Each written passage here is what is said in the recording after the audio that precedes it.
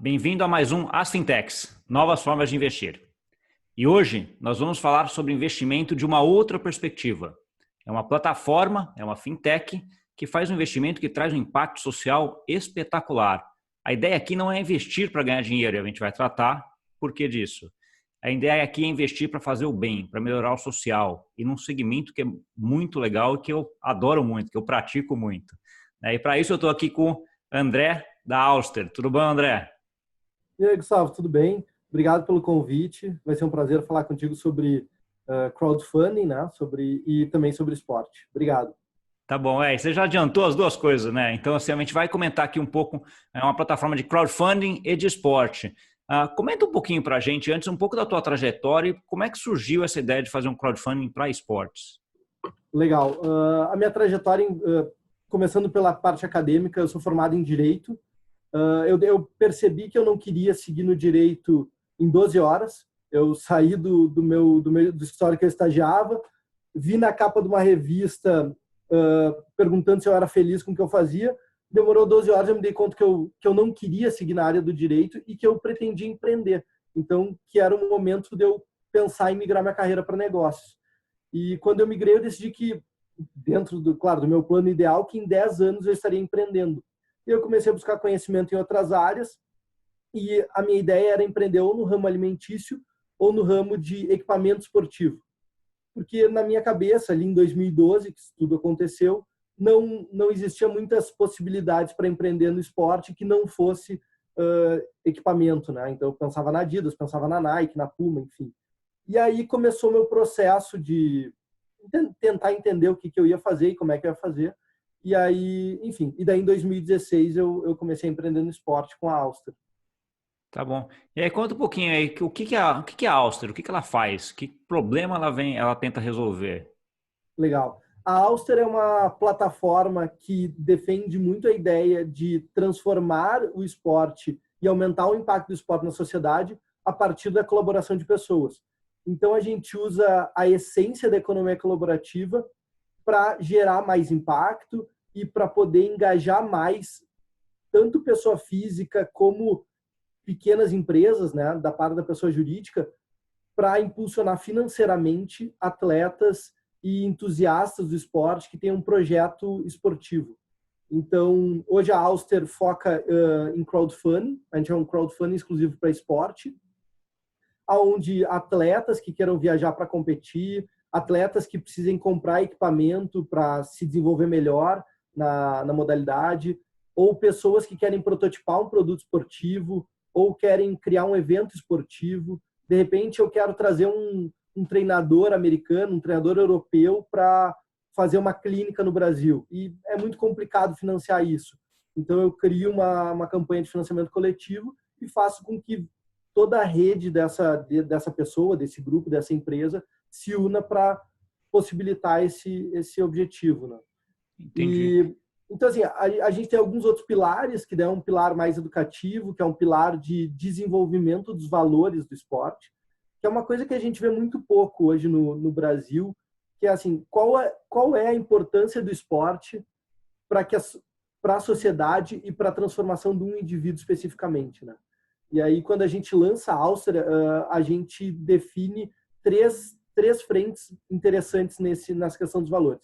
O esporte como sentido para a vida, o esporte como bem-estar mental, mais do que bem-estar físico, que é uma coisa que a gente tenta desenvolver essa discussão, e depois eu explico por quê, e o esporte como formação do indivíduo. Né? O sentido para a vida, a gente pensou muito no para-atleta, que é aquela pessoa que muitas vezes se vê à margem da sociedade, mas quando começa a praticar esporte, ela começa a se destacar e começa a se tornar um herói nacional e acaba vendo uma possibilidade de impactar a vida das pessoas como antes ela não via. Na parte de bem-estar mental mais que físico, e isso, como tu disse, para ti é bem importante essa coisa do esporte, muita gente hoje em dia, às vezes não se alimenta bem, às vezes não dorme bem e está lá praticando esporte. E isso é muito mais por uma questão emocional e mental dela naquele momento do que ela pensando na questão física. E isso, às vezes, acaba trazendo mais malefício do que benefício. Porque tu está desgastando teu corpo, tu não está cuidando dele da maneira certa E isso a curto prazo pode fazer bem, mas a médio e longo prazo pode fazer mal. Então, é um pouco trazer essa ideia de assim, olha, quem sabe a gente não revê a ideia de um esporte saudável de novo e começa a praticar ele com uma intensidade menor, quando a gente não é atleta de alto rendimento, logicamente, e se preocupa com a longevidade. E a formação do indivíduo é isso. Assim, os ODS, que a gente fala muito, normalmente a gente pensa em esporte, a gente pensa em saúde e educação. Né? O esporte gera saúde e gera educação por causa dos seus valores. E se a gente botar na comunidade de baixa renda o esporte, a médio e longo prazo, ele talvez influencie na segurança de uma cidade.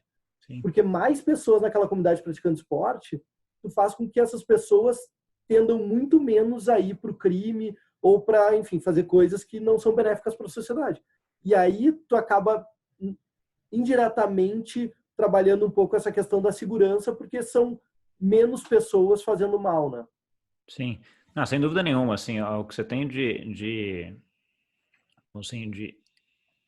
coisas que o esporte traz de benéficos para o indivíduo, para a sociedade, são um negócio assim imenso e muito bom, né? André, mas eu queria um pouco, quando a gente está falando de crowdfunding aqui, todos que eu comentei, a gente tem sempre os dois lados, né? O lado de quem quer captar o dinheiro e o lado de quem tem lá o dinheiro para dar para essa pessoa ou esse grupo. Como é que é do teu lado a seleção de quem que é que vai captar? Vamos falar sobre quem são os esportistas, né? Vamos dizer assim. Uhum. Como é que o esportista chega até você? Você tem algum filtro, algum tipo de projeto que é melhor, algum tipo que você gosta mais? Como é que funciona isso? Legal. Hoje a gente tem uma captação muito por indicação. A Auster é o único crowdfunding exclusivo para esporte hoje no Brasil, nessa condição de reward e donation, né? Depois a gente pode falar quais são os tipos de crowdfunding, e a Auster se enquadra nesses dois. Então vem muito por indicação, vem muito por rede social também. E assim como uma nova leva de crowdfundings que eu tenho percebido, não só no Brasil, mas no mundo, está vindo com uma outra conotação que é exatamente essa de filtrar melhor o que está entrando dentro da plataforma. A gente tem bastante histórias traumáticas para o segmento, que prejudicaram, que mancharam a imagem do conceito de crowdfunding, e eu vejo que as novas plataformas vêm filtrando muito melhor. É o caso, por exemplo, da CapTable, que já entrevistaste, eles têm um filtro muito qualificado, e a gente conversa bastante sobre isso. A Auster tem usado muito a questão de entender quem é esse atleta, qual é a modalidade dele, qual é a representatividade que ele tem no meio. O crowdfunding ele tem uma questão bem positiva, que é o seguinte: se o teu filtro ele às vezes não é tão qualificado e vai entrar um atleta, tá? Vamos supor, o atleta entrou, ele passou no teu filtro e ele entrou e aí lança a campanha. Se a Auster preza muito para o primeiro percentual arrecadado ser exclusivamente da rede do atleta. Por quê? Porque eu tenho uma validação social. Essa é a grande razão que o Uber expandiu e manteve qualidade por um bom período antes de ter a quantidade, né? Que daí ele precisava de uma questão de geração de receita. Ele disse, olha, a gente não tem como analisar qual é a qualidade do serviço, a não ser que quem está usando venha e me diga como é que é avaliado aquele motorista naquele momento. Sim. Cada viagem vai ter uma avaliação e aí eu vou começar a ter uma noção. Essa validação social na economia colaborativa ela é fundamental para que o negócio funcione, dê certo e tenha uma margem de erro pequena. Então, esse é o nosso maior filtro hoje. A gente lança a campanha e deixa com que a relação, a rede de contatos daquele atleta ou daquela equipe demonstre como que ela vê e como que ela entende aquela campanha. Porque às vezes tem muito atleta que é muito bem quisto, mas daqui a pouco o plano dele é muito além da capacidade dele. Bom, daí é difícil as pessoas financiarem. Ou é um atleta que tem um potencial gigantesco, contém a possibilidade de atingir aquele objetivo que ele propôs na campanha, mas ele não é bem quisto. Né? Entendi. Tem um outro ponto também, André, que é o ponto relativo a eventuais fraudes. Não sei se é só fraude, mas assim, o atleta vem e pega, quero não sei quantos R$1.000 para fazer alguma coisa e pega esse dinheiro e usa para outra coisa. Né? Então, assim, vocês têm algum acompanhamento, alguma forma? Como é que vocês veem isso dentro da plataforma? Esse é um dos maiores desafios de toda a plataforma vinculada à economia colaborativa, não só crowdfunding, mas até marketplace, inclusive. É muito difícil tu fazer essa análise porque é tudo muito solto, né? É tudo muito liberal, assim. Claro que no caso do crowdfunding, por ser doação, enfim, ter uma questão financeira muito clara e não ter um produto muitas vezes tão claro, isso acaba pegando mais no crowdfunding, né? Essa preocupação. A gente busca sempre achar a melhor alternativa para fazer esse acompanhamento e poder garantir que não aconteça esse tipo de fraude. Até agora, que a gente tem percebido que a melhor é exatamente essa captação ser a maior parte da base do atleta. Sim, tá. É a gente que conhece ele mais próximo, que é mais próximo a ele, conhece ele melhor, né? Exato. E tem uma coisa que a economia colaborativa deixa muito clara, que é o seguinte: para o teu negócio dar certo, tu precisa ter bom relacionamento. Não interessa se é com a tua rede ou não. Se tu chegar no Mercado Livre e o relacionamento daquele vendedor não é bom no Mercado Livre, ele não vai conseguir vender por muito mais tempo e logo ele vai ser banido do sistema. Sim. Então, relacionamento é muito importante. E relacionamento se faz com ações, com circunstâncias diferentes à medida que ele vai trabalhando. Então, a gente tem um acompanhamento, a gente mantém contato com os atletas e sempre sugere que eles nos mandem notícias para que a gente vá atualizando quem apoiou a campanha dele e a base da Auster, né? Para que as pessoas vejam que as coisas estão acontecendo, que os atletas estão ali competindo, que eles não pegaram o dinheiro e desistiram de competir e foram viajar para férias, né? Tem casos que não são de crowdfunding, não é online, são offline, tá? De pessoas que arrecadaram com amigos e familiares, enfim, e que, quando as pessoas viram, estava passando muito mais tempo lá, além da competição, estava fazendo programas que, teoricamente, se a pessoa estava fazendo, ela tinha condições de pagar a própria viagem. Tá? Sim. E realmente isso não pega bem. Assim. E a Auster, quando foi desenvolvida, por eu ser do esporte já há bastante tempo, ter passado por várias modalidades e conhecer atletas de diferentes níveis, eu já tinha um pouco esse filtro de assim, olha, como é que isso vai acontecer? Porque se eu tenho essa assinatura, eu tenho que me preocupar com a qualidade da campanha que vem e do resultado que esse atleta vai dar. E alguns parceiros nossos de marcas, de produtos que a gente tem como recompensa, desde a primeira reunião disseram, a gente não quer o atleta que tem o melhor resultado, a gente quer o atleta que tem os melhores valores. A gente quer o atleta que melhor vai representar o que a gente acredita em relação ao esporte. Sim. Não, isso é importante, porque é que você avalia valores, daí você já tira um bom pedaço dos que vão fazer a fraude, em tese, né? Porque o cara tem um valor bom, em tese ele está fazendo aquilo direito. Mudando agora para o outro lado da mesa, aí, né? O lado de quem quer fazer a doação ou de quem quer investir via plataforma. Como é que funciona? Qual é o valor máximo, mínimo? Como é que ele fica sabendo que atleta e etc? Sim. Legal. A campanha tem um link único, né? Então, a pessoa pode entrar no site, ver as campanhas que estão disponíveis, estão online, ou a pessoa vai receber diretamente aquele link, ou porque viu na rede social, ou porque recebeu num chat privado, enfim. Nisso, a pessoa entra na campanha, ela vai ter acesso a vídeo, a texto, enfim, a dados, né, informações, que é o que basicamente hoje todas as plataformas têm utilizado.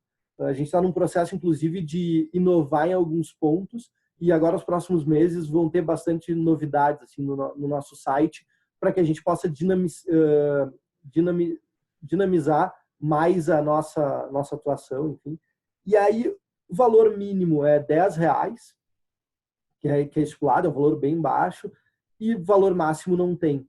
Né? Porque, no caso, por exemplo, tu tem trabalhado muito com essa parte de equity. Equity fala muito de investimento, então tu tem que calcular muito a questão do retorno, tu tem que pensar em cotas, e aí realmente tu define valor mínimo, máximo, muitas vezes, para que tu não tenha, enfim, problemas em relação a isso, né? E principalmente jurídicos. No reward ou donation, tu não tem essa preocupação. Então, a gente já teve apoio de R$14 mil de uma pessoa física, numa campanha, então, é um excelente valor. Como a gente já teve também apoio de R$8 mil de pessoa jurídica. E vários apoios na casa de R$200, R$300, R$600, R$1.000. O ticket médio da Auster hoje ele está em R$ 250 por pessoa, tá? Por apoio, na verdade. Porque daí tem pessoa física e jurídica. Sim. E tem campanhas que têm um ticket médio de 65 e tem campanhas que tiveram um ticket médio de R$ 700. Né? Então, varia bastante. É engraçado porque as pessoas falam em crowdfunding e dizem, tu põe lá umas recompensas, tu monta lá um textinho, põe um vídeo e tá tudo perfeito. E não é tão simples assim. É importante tu ter um orçamento bem discriminado, é importante tu ter uma viabilidade econômico-financeira da tua campanha muito bem montada. Sim. Então, assim, olha, qual é o custo de eu pôr essa recompensa e qual que é a margem que eu vou ter de volta, né? Não adianta eu botar uma recompensa que é excepcional, mas a margem é muito pequena. E não adianta eu botar uma recompensa que a margem é muito pequena, que o custo é muito pequeno, mas a margem também é baixa. Então, é engraçado, porque tu tem que colocar numa planilha, tu tem que organizar, tu tem que pensar. E é uma coisa que muita gente não faz. Por isso que muitas campanhas a gente olha e não tem um resultado tão positivo. Né? Entendi. Aproveitando essas campanhas, conta pra gente aí 1 ou 2 casos emblemáticos aí que teve na Auster nesses últimos anos. Legal. A gente teve uma campanha muito legal que aconteceu ano passado, que foi de uma pessoa que teve uma bike furtada, né? Foi uma questão de estelionato, mas um excelente atleta, muito bem quisto pela maior parte dos atletas da comunidade dele, muito humilde, muito dedicado, montou a campanha, explicou o caso e disse, olha, eu preciso voltar a treinar por uma questão minha, assim, emocional, mental, é importante. Ele é treinador também, ele é professor de educação física. E, enfim, a base toda dele se reuniu e financiou a bicicleta. Foi muito legal, ele comprou uma bicicleta muito boa, está se dedicando horrores, está tendo ótimos resultados.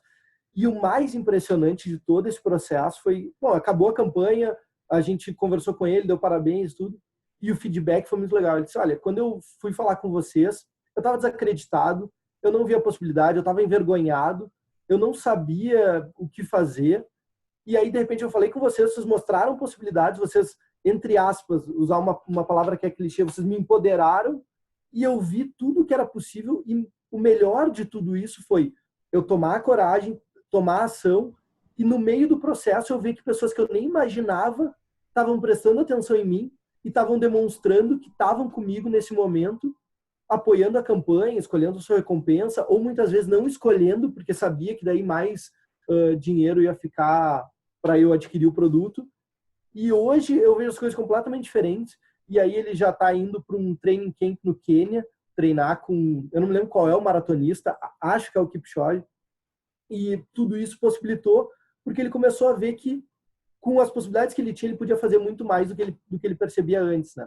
Então, essa campanha é muito emblemática porque ela mostra a relação intensa que se gera nesse processo e o que tu faz além de simplesmente captar o dinheiro, né? E além dessa, tiveram outras que gerou visibilidade, que marcas que são parceiras nossas viraram parceiros do atleta depois da campanha. E, inclusive, em relação a isso, antes de eu contar um segundo caso emblemático, por outra vertente, a Auster sempre defende muito a ideia de que, assim, tu vai montar 2, 3 campanhas e a ideia é que tu não monte mais campanha de financiamento coletivo e tu tenha já ferramentas disponíveis para tu autofinanciar ou tu conseguir achar outras formas de financiar o teu projeto esportivo, que não dependa só do crowdfunding, seja online, seja offline. Ou que uma marca já está te apoiando, ou que tu percebeu que tu consegue fazer de outras maneiras, porque tem muita recompensa, que é a experiência que a gente tem ali como opção, e que daí é um ticket mais alto, e que essa experiência muitas vezes é atrelado a uma capacidade de geração de renda própria do atleta, né? Própria daquela pessoa que está montando a campanha. Então, ele se dá conta, olha, eu posso fazer isso como uma fonte de renda constantemente. Não precisa ser só na hora do crowdfunding. Então, isso é muito legal. E tem uma outra também que é bem especial, assim, como por sucesso, que foi uma campanha que a gente montou para organizar evento, e que daí a gente viu essa possibilidade também muito clara, que é assim, eu não tenho condições de ter um patrocínio hoje para montar o meu evento, mas eu tenho um custo de evento, eu não quero cobrar ingresso porque o ingresso vai prejudicar. E eu, com a minha comunidade, eu digo, olha, vocês são muito entusiasmados com tudo isso que a gente faz, mas a gente precisa financiar isso aqui, a gente não tem capacidade financeira hoje para isso, mas a gente também não quer que vocês doem dinheiro a troco de nada. A gente escolheu recompensas e com as recompensas vocês vão ter de volta o retorno em relação ao dinheiro que vocês estão apostando aqui, né? É claro que nessas horas entra muito essa questão de, olha, por que não é equity, por que não me retorna rendimentos, né? Talvez para um evento coubesse numa outra plataforma ganhar rendimentos em cima de patrocinar esse evento, né? Como entrar como sócio dos eventos. Talvez no primeiro tu não retorne financeiramente tanto, e daí nos próximos vai retornando. E nos eventos caberia, tá? Nos atletas, e bom, ela é emblemática porque ela nos mostrou a possibilidade de que talvez a gente pode abrir a possibilidade de inscrição para eventos, né? Além da captação, então fazer um mix de, olha, a pessoa se inscreve, financia em parte, e outra pessoa entusiasmada que não vai poder participar do evento como atleta, vai apoiar de outra maneira. E tu faz tudo isso numa vertente. Então, é uma nova forma de geração de receita. Deixa eu entender, já que você começou nesse caminho aí de monetização, de como ganhar dinheiro, etc., eu queria entender acho que dois lados. O primeiro, André, assim, eu vejo formas de você colocar atletas dentro de um fundo, fazer uma curadoria desses atletas e alguém investe nesse fundo e você é dono do passe do atleta. Vamos pegar o futebol, que é o mais comum, né? Isso poderia ser um crowdfunding para esse fundo que vai ter esses atletas e vai ter uma participação nos atletas, né? É uma forma de se utilizar o crowdfunding para esse. A forma como você fez foi mais uma forma de doação nessa parte de atletas, né? Eu queria entender o porquê que você fez essa escolha e não deixou uma plataforma onde você teria um investimento com algum retorno financeiro, né? Não só retorno social. Bom, legal. Começando pelo futebol, o futebol ele não permite que pessoas físicas tenham passe dos jogadores. Tá? A Lei Pelé mudou isso. Ela demorou muito para entrar em vigor, mas entrou, agora já está valendo. E aí só pode ter o passe do atleta o clube. O clube até pode fazer contratos com outras pessoas, dando retorno ao investimento de N formas, mas de nenhuma maneira pode ser em relação ao passe do atleta. Isso não é permitido. É o clube que tem o ganho em relação ao passe do atleta. Por isso que muitos ex-jogadores começaram a ter clubes de futebol. A gente não via tanto isso, mas hoje em dia a gente vê bastante. É por isso. É porque senão ele não pode ser ele não pode ter o passe de jogador. No atleta individual, isso não é permitido de forma nenhuma no Brasil. A gente não tem condições de ter participação em direitos de imagem de um atleta nesse sentido, em premiações, por exemplo. Tá. Olha, um atleta ganhou R$200 mil uma premiação e ele vai dividir 45% com, enfim, 12 pessoas que têm esse percentual dele. Isso não pode, isso não permite. Assim, eu nunca entrei no detalhe de por que isso não pode, não cheguei nesse ponto de pesquisa, mas na minha visão é muito em questão a direitos humanos, assim, porque é quase um processo escravagista, se permitir, né? Porque daí o atleta, daqui a pouco, ele vai ter 2% do direito dele, né? Da condição dele de como atleta, dos rendimentos. Então, é uma forma que talvez possibilitasse mais atletas terem condições financeiras para se desenvolver. Mas é muito aquela coisa que a gente fala de startup, que é assim, quando o fundador da startup tem um percentual menor do que os investidores, ele perde o prazer do que ele está fazendo, sabe? E no Brasil tem o caso clássico da EasyTaxi, né? Que eu escrevi até num livro lá que é exatamente isso. O Nada Easy, né? Eu acho que é Nada Easy. O Nada Easy, exatamente. O livro que ele escreveu, ele relata isso, que chegou em determinado momento que ele tinha uma participação tão pequena na EasyTaxi que não tinha motivação para ir lá. Exato. Então, assim, não é possível tu ter retorno sobre o ganho do atleta, principalmente individual. Então, não tem muita essa opção, né? Claro que eu acho que é uma coisa que isso talvez mude, mas até certo ponto, porque, coincidentemente, a gente tem o caso de expulsão de qualquer torneio, expulsão no esporte, se eu não me engano, do Feijão, que é um tenista brasileiro, que ele estava envolvido com fraude de aposta. Então ele estava... Porque o mercado de apostas está realmente muito aquecido e no Brasil está começando a ficar extremamente aquecido porque tá sendo possível, né, tu apostar. Então, imagina, se ainda tem passe do jogador, tu tem, enfim, percentual sobre os ganhos do atleta, e ainda tem essa questão da aposta, começa a ficar uma questão muito complexa, muito complicada. Eu, particularmente, acredito muito em manipulação de resultado em função disso. Assim como eu também vejo que muito atleta se dopa e a gente muitas vezes não sabe ou muitas vezes acaba passando em processo. É muito complicado, isso dá para falar de várias modalidades em vários países diferentes. É muito complicado uma modalidade ou uma modalidade em si, ela se destacar sem grandes resultados de atletas. Eu não estou dizendo que para o atleta ter grandes resultados ele precisa usar doping, não é isso. Mas quando o atleta dá grandes resultados, o mundo inteiro começa a prestar atenção na modalidade. A modalidade cresce no mundo inteiro, começa a gerar receita. É complicado a modalidade dizer, a federação da modalidade dizer, não, peraí, agora vamos... É bem complicado. Assim. Se a gente fala em termos de negócio, mas enfim, é uma discussão que tem muito, assim, a questão de manipulação de resultado em função de apostas e resultados e crescimento de modalidade em função de doping. Essa é uma discussão que vem desde a década de 80, que é quando o esporte se tornou profissional. Entendi. Não, entendi. Acho que é uma discussão difícil, eu diria, né? Ainda mais quando a gente entra nessa... Eu diria que até uma certa cartelização que tem em alguns esportes, né? Com alguns empresários, etc., dominando grande parte ali do pleito. Deixa eu entrar no outro lado agora. Como é que a Áustria vai ganhar dinheiro nesse processo aí de atrair os esportistas ou quem vai fazer um evento e os investidores? Legal. Essa é uma pergunta que bastante gente nos faz, a gente também se faz bastante. A gente está tentando achar a melhor maneira, mas hoje a Áustria tem como foco o success fee das campanhas, inclusive para a gente mostrar que a gente está atrelado ao sucesso da campanha, que a gente está focado em essa campanha dar certo, é risco. E também porque o atleta que está entrando na plataforma para pedir dinheiro para poder realizar um objetivo, quer dizer que ele não tem o dinheiro. Se ele não tem o dinheiro, não tem como eu monetizar de uma outra forma que não seja dizer, olha, a partir do que tu ganhar, a gente vai ficar com uma taxa, né? É difícil definir um valor fixo, é difícil tu cobrar antes. Então, a gente está no success fee.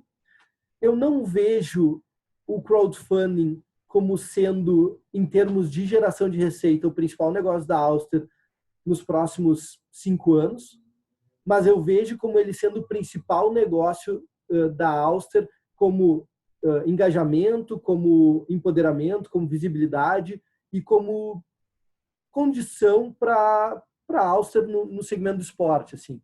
Então, a gente escolheu entrar por essa frente, poderia ter entrado de outras maneiras, tem muita gente que hoje em dia entra num negócio a partir de um blog, a partir de um Instagram com não sei quantos mil ou milhões de seguidores.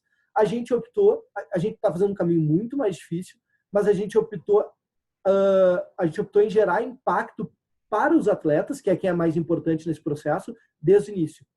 Então, assim, olha, tá difícil, a nossa base é pequena, o nosso site não tá dos melhores, né?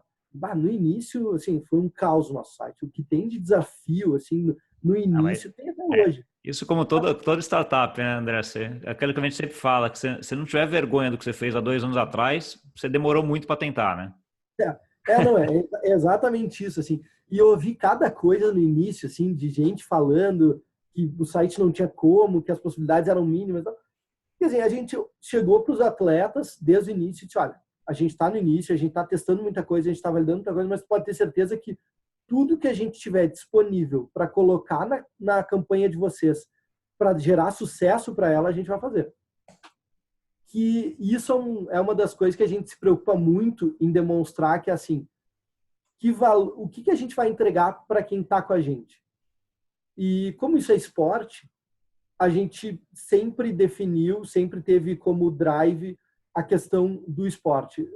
A questão clara do esporte que é se superar acima de qualquer coisa, sempre que possível.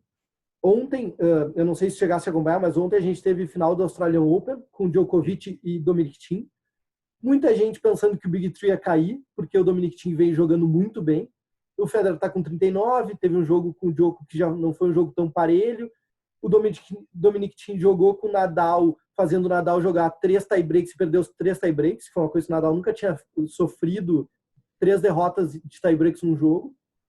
Aí ele vai jogar com o Djokovic dá uma vacilada, ele ganha 2 sets, e aí tu acha que aquilo vai acontecer, tu acha que ele vai ganhar, e de repente o Djoko volta e mostra que tem como, né? Ele é um cara, ele talvez seja o tenista que mentalmente está melhor preparado, e é engraçado porque ele também é meio pupilo do Kobe Bryant, que é um cara que morreu na semana passada e que leva o conceito de Mamba Mentality, aquela coisa de, cara, tudo é possível, tu tem que usar o máximo que tem à disposição, e esse é o negócio, é entrega sempre, entrega 100% do que tu tem sempre. E aí, depois de noite, a gente teve Super Bowl, onde o Patrick Mahomes, que é considerado o próximo Tom Brady, que é um cara que corre muito bem, que é um cara que lança muito bem, ele tem muita disponibilidade, ele tem capacidade de fazer qualquer coisa quando ele está em campo, perdendo de 10 pontos, sendo que ele já vinha de 2 viradas nos playoffs, que era uma coisa que nunca aconteceu, 3 viradas em playoffs de nenhum time. E aí ele vai lá contra contra a melhor defesa, né, da NFL no ano, e não só ele vira o jogo, como ele faz 21 pontos no 4º período, que é os últimos 15 minutos. Então mostra assim, olha, se tu tiver foco, disciplina, resiliência, tá capaz, e capacidade técnica, tu é capaz de superar qualquer coisa. E é exatamente isso que a gente entrega em todas as campanhas que a gente monta e em todas as vezes que a gente está com atletas nos ouvindo e acreditando no que a gente está dizendo. Assim, cara, é muito franco e é aquela questão assim, vamos ver o que a gente tem aqui e vamos ver o que a gente precisa fazer. E entre o que a gente tem disponível e o que a gente precisa fazer, vamos ver qual é esse range, né? Qual é esse gap e o que é possível ser feito. E a coisa da tecnologia. A tecnologia é fazer o melhor que tu pode com o que tu tem disponível. Sim, sim. Eu acho que você tem um caso para mim vai ser um sucesso enorme.